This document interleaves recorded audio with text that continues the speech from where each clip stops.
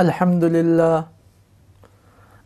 لله نحمده ونستعينه ونستغفره ونؤمن به ونتوكل عليه ونعوذ بالله من شرور أنفسنا ومن سيئات أعمالنا من يهده الله فلا مضل له ومن يضلله فلا هادي له ونشهد أن لا إله إلا الله ونشهد أن محمدا عبده ورسوله أما بعد فأعوذ بالله من الشيطان الرجيم بسم الله الرحمن الرحيم ولا تحسبن الذين قتلوا في سبيل الله أمواتا بل أحياء عند ربهم يرزقون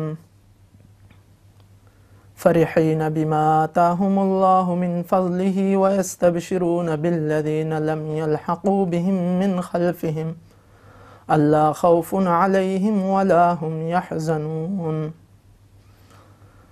وقال النبي صلى الله عليه وسلم لوددت أن أقتل في سبيل الله ثم أحيا ثم أقتل ثم أحيا ثم أقتل ثم أحيا ثم أقتل صدق الله العظيم وصدق رسوله النبي الكريم ونحن على ذلك لمن الشاهدين والشاكرين والحمد لله رب العالمين۔ محترم ناظرین،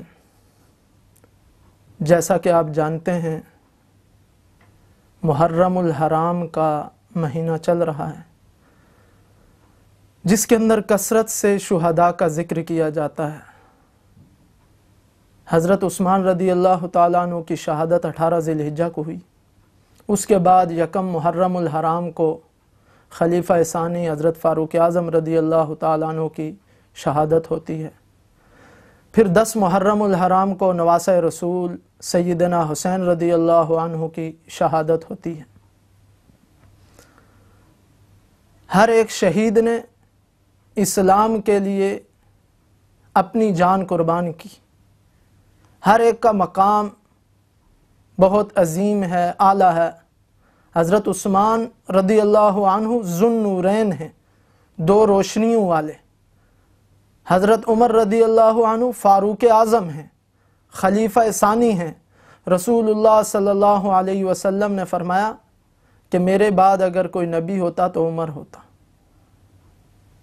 حضرت حسین رضی اللہ عنہ رسول اللہ صلی اللہ علیہ وسلم کے نواسے ہیں، اور آپ صلی اللہ علیہ وسلم نے فرمایا جو حسین سے محبت کرے اللہ تو اسے محبوب رکھ۔ تو ان سب سے محبت کرنا ایمان کی نشانی ہے، ایمان کی علامت ہے، ایمان کے لیے ضروری ہے۔ اب شہداء کیا پیغام دیتے ہیں؟ شہداء کا تذکرہ تو ہم نے کثرت سے سنا ہے، بیان کیا جاتا ہے۔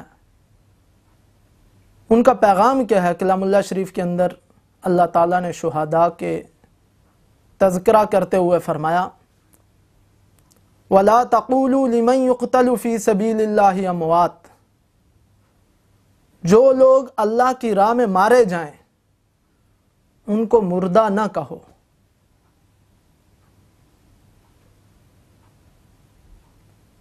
بل احیاء ولکن لا تشعرون، بلکہ وہ زندہ ہیں لیکن تم ان کی زندگی کو سمجھ نہیں سکتے۔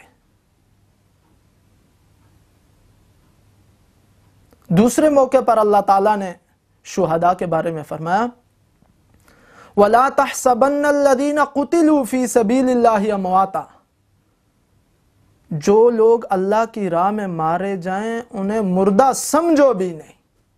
دل کے اندر، دماغ کے اندر خیال بھی نہ لاؤ کہ وہ مردہ ہیں۔ بل احیاء عند ربهم یرزقون، بلکہ وہ تو رب کے ہاں زندہ ہیں اور ان کو روزی دی جاتی ہے، اللہ کے ہاں خصوصی رزق دیا جاتا ہے۔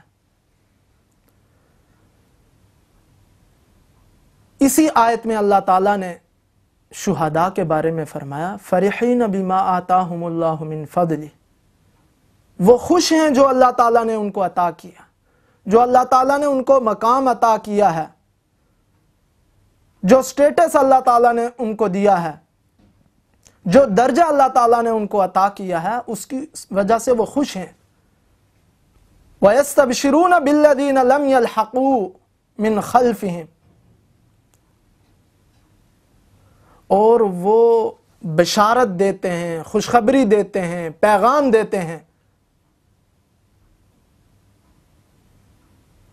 جو لوگ ابھی تک ان سے نہیں مل پائے، جو زندہ ہیں، جو اس دنیا کی زندگی کے اندر ہیں، جنہوں نے اپنی جان کو قربان نہیں کیا، ان کو وہ پیغام دیتے ہیں کہ ہمارے اوپر کوئی خوف بھی نہیں ہے آئندہ آنے والے حالات کے بارے میں، اور جو ہم پیچھے چھوڑ کر آئے ہیں اس کے بارے میں کوئی غم بھی نہیں، جس کو دوسرے الفاظ میں شاعر نے یوں کہا ہے، شہداء نے پکارا ہے جنت کے بالا خانوں سے، جنت کے اندر اعلیٰ درجہ اور مقام اور جو قرب اللہ تعالیٰ نے ان کو دیا ہے، وہاں سے شہداء نے ہمیں پکارا ہے، ہمیں پیغام اور میسج کنوے کیا ہے، ہم راہ وفا میں کٹ آئے، تم کو پیار ہے اپنی جانوں سے، ہم نے تو اپنی جان قربان کر دی، ہم تو اس مقام اور درجے کو اور اللہ کے قرب کو پہنچ گئے، اور تمہیں تو اپنی جانوں سے، عارضی جانوں سے، دنیا کی زندگانی سے پیار ہے، اور تم دنیا کے اندر رہ رہے ہو، تمہیں اس چیز کا ادراک اور حقیقت کا علم نہیں ہے، اس لیے تم دنیا کے اندر رہ رہے۔ تو شہداء کیا پیغام دے رہے ہیں؟ اللہ تعالیٰ نے جب شہداء کا تذکرہ فرمایا تو وہاں پر دو چیزیں بڑی اہم فرمائی ہیں۔ ایک، اللہ تعالیٰ نے فرمایا فَاذْكُرُونِي أَذْكُرْكُمْ، اے لوگو مجھے یاد کرو، میں تمہیں یاد کروں گا۔ اور دوسری انہی آیات کے بعد اللہ تعالیٰ نے فرمایا وَلَا تَقُولُوا لِمَنْ يُقْتَلُ فِي سَبِيلِ اللَّهِ أَمْوَاتٌ، جو اللہ کی راہ میں مارے جائیں انہیں مردہ مت کہو۔ تو اس میں غور اور فکر کی بات یہ ہے کہ اللہ تعالیٰ نے دو چیزوں کو بیان فرمایا، ایک حقیقی زندگی کو، کہ حقیقی زندگی کیا ہے۔ آج دنیا کے اندر ہم جس کو زندگی سمجھ رہے ہیں کہ زندگی وہ ہے کہ انسان کی سانس چل رہی ہو، انسان کا بلڈ چل رہا ہو، انسان چل پھر رہا ہو۔ میڈیکل سائنس یہ کہتی ہے، ہمارا معاشرہ اور ہمارا محاورہ اور ہماری معلومات یہ کہتی ہیں کہ وہ شخص زندہ ہے، لیکن اللہ اور اللہ کے رسول کی نگاہ میں حقیقی زندہ وہ ہے جو اللہ کی یاد میں مصروف ہے، جو اللہ کی یاد میں مگن ہے۔ اسی کو رسول اللہ صلی اللہ علیہ وسلم نے فرمایا مثل الذی یذکر ربہ والذی لا یذکر مثل الحی والمیت، جو شخص اللہ کی یاد کرتا ہے اور جو اللہ کی یاد نہیں کرتا، ان دونوں کی مثال، اللہ کو یاد کرنے والے کی مثال زندہ کی سی ہے، وہ زندہ ہے، اور جو شخص اللہ کو یاد نہیں کرتا وہ مردہ ہے۔ تو معلوم یہ ہوا حقیقی زندگی وہ اللہ کی یاد کے ساتھ ہے، اللہ کے ذکر کے ساتھ ہے۔ اسی لیے علماء نے فرمایا کہ ہر چیز کائنات کی اللہ کے ذکر میں مصروف ہے، جیسے کہ کلام اللہ شریف کی آیت ہے وَإِن مِّن شَيْءٍ إِلَّا يُسَبِّحُ بِحَمْدِهِ وَلَٰكِن لَّا تَفْقَهُونَ تَسْبِيحَهُمْ، ہر چیز اللہ کی تسبیح میں لگی ہوئی ہے، لیکن ان کی تسبیح کو تم سمجھ نہیں پاتے۔ تم تو اپنے انسانوں کی زبان، جس کی زبان مختلف ہو، تم ان کی زبان نہیں سمجھ پاتے، تو دوسری مخلوق کی زبان کو، ان کی تسبیح کو، اللہ کی یاد کو کیسے تم سمجھ پاتے؟ تو ہر چیز اللہ کی تسبیح میں لگی ہوئی ہے، جب تسبیح رک جاتی ہے تو وہ چیز ختم ہو جاتی۔ درخت ہیں اللہ کی تسبیح میں لگے ہوئے ہیں، دریائیں اللہ کی تسبیح میں لگے ہوئے ہیں، پہاڑ ہیں، فضائیں ہیں، خلائیں ہیں، ساری چیزیں اللہ کی تسبیح میں لگی ہوئی ہیں، اور جب ان کی تسبیح ختم ہوتی ہے تو یہ مر جاتے ہیں۔ وہی پتا جو لہلہا رہا ہوتا ہے، جو خوبصورت ہوتا ہے، جو درخت کے ساتھ لگا ہوا ہوتا ہے، اللہ کی یاد میں مگن ہوتا ہے، مصروف ہوتا ہے، جب وہ تسبیح بند کرتا ہے تو وہ پیلا ہو کر گر جاتا ہے، وہی پتا جو درخت کی زینت تھا وہ پاؤں کے اندر مسلا جاتا ہے۔ اور یہ بھی حدیث سے ثابت ہے کہ رسول اللہ صلی اللہ علیہ وسلم ایک موقع پر تشریف لے جا رہے تھے تو دیکھا کہ آپ کی اونٹنی بدکنے لگی، اس کے اندر حرکت آ گئی۔ تو صحابہ نے عرض کیا، صحابہ کہنے لگے کہ رسول اللہ صلی اللہ علیہ وسلم کی اونٹنی کو کیا ہو گیا؟ تو رسول اللہ صلی اللہ علیہ وسلم نے فرمایا کہ یہاں 2 قبر والوں کو عذاب ہو رہا ہے، اور یہ عذاب کسی بڑی چیز کی وجہ سے نہیں ہو رہا۔ ایک شخص پیشاب کی چھینٹوں سے نہیں بچتا تھا، اس وجہ سے اسے عذاب ہو رہا ہے، اور ایک شخص چغلی کرتا تھا، ادھر کی بات ادھر پہنچا دی، ادھر کی ادھر پہنچا دی، آپس میں لڑائی کروا دی، یہ کام کرتا تھا، اس لیے ان دونوں کو عذاب ہو رہا ہے۔ آپ صلی اللہ علیہ وسلم نے ایک درخت کی ٹہنی لی اور اس قبر کے اوپر گاڑ دی، اور آپ صلی اللہ علیہ وسلم نے فرمایا کہ جب تک یہ درخت کی ٹہنی اور شاخ یہ تر و تازہ رہے گی تو ان کا عذاب روک دیا جائے گا۔ یعنی جب تک یہ پتے اور یہ ٹہنی اللہ کے ذکر میں مصروف رہیں گے تو ان کا عذاب روک دیا جائے گا، اور جب ان کا ذکر بند ہو جائے گا تو ان پہ عذاب دوبارہ شروع کر دیا جائے گا۔ تو معلوم یہ ہوا کہ ہر چیز اللہ کی تسبیح میں لگی ہوئی ہے، اور جب اس کی تسبیح بند ہوتی ہے، تسبیح وہ چیز روک دیتی ہے، تو اس وقت وہ مردہ ہو جاتی ہے۔ یہی معاملہ انسان کا ہے کہ جو انسان اللہ کی یاد میں لگا ہوا ہے حقیقی معنی میں وہی زندہ ہے۔ تو اللہ تعالیٰ نے کلام اللہ شریف کے اندر فرمایا کہ اگر تم حقیقی زندگی چاہتے ہو تو اللہ کی یاد میں لگ جاؤ، فَاذْكُرُونِي أَذْكُرْكُمْ، اور اللہ کی یاد میں لگو گے تو کیا ہوگا؟ اللہ نے پہلا انعام یہ بیان فرمایا کہ میں تمہارا تذکرہ کروں گا، میں تمہیں یاد کروں گا، تم دنیا کے اندر یاد کرو گے، میں آسمانوں کے اندر فرشتوں کی مجلس اور محفل میں تمہیں یاد کروں گا۔ وَاشْكُرُوا لِي وَلَا تَكْفُرُونَ، اور میرا شکر ادا کرو اور میری ناشکری نہ کرو۔ دوسرا حکم اللہ تعالیٰ نے یہ بیان فرمایا۔ تو جب آدمی اللہ کی یاد میں لگ جاتا ہے تو دنیا کے اندر یہ دنیا خوشی اور غمی کا مجموعہ ہے، اس کے اندر خوشیاں بھی آتی ہیں، اس کے اندر غمی بھی آتی ہے، پریشانی بھی آتی ہے۔ تو جب خوشی آئے تو اللہ کا شکر ادا کرو، اور نعمتوں کو بڑھانے کا نسخہ یہ ہے لَإِن شَكَرْتُمْ لَأَزِيدَنَّكُمْ، کہ اگر تم شکر کرو گے تو اللہ فرماتے ہیں میں تمہاری نعمتوں کے اندر اضافہ فرماؤں گا۔ تو اللہ نے فرمایا کہ میری یاد میں لگ جاؤ، جب نعمت ملے تو شکر کرو، اور آگے اگر پریشانی آئے تو کیا کرو؟ یا ایھا الذین آمنوا استعینوا بالصبر والصلاۃ، اور جب پریشانی آ جائے تو اللہ سے مدد مانگو، نماز کے ساتھ اور صبر کے ساتھ۔ نماز پڑھو اللہ صبر عطا کرے گا، اور صبر کرو تو اللہ تعالیٰ اس پریشانی پر جمنے کی ہمت عطا فرمائیں گے۔ تو جب پریشانی ہو تو صبر کرو، اور جب خوشی ہو تو شکر ادا کرو۔